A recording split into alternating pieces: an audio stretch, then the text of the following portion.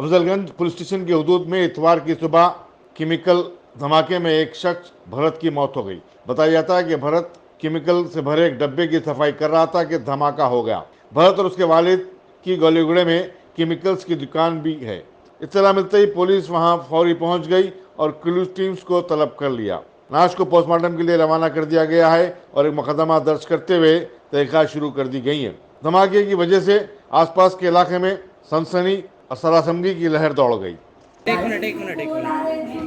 पिताजी और उन बाप बेटे केमिकल धो रहे थे।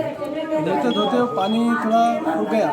फिर रुकने के बाद फिर उसमें थोड़ा वाइट कंकर्स थे। फिर थोड़ा पानी डालने में उसमें थोड़ा पलटा है, डब्बे को पलटा है तो बस्ट हो गया।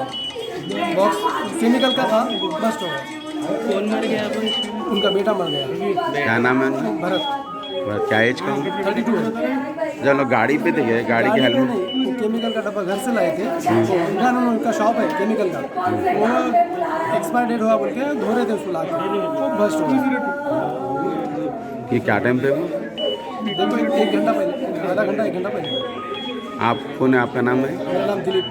आप यहाँ क्या कर? यहाँ मैं मेन बिल्डिंग संभाल रहा हूँ। अच्छा।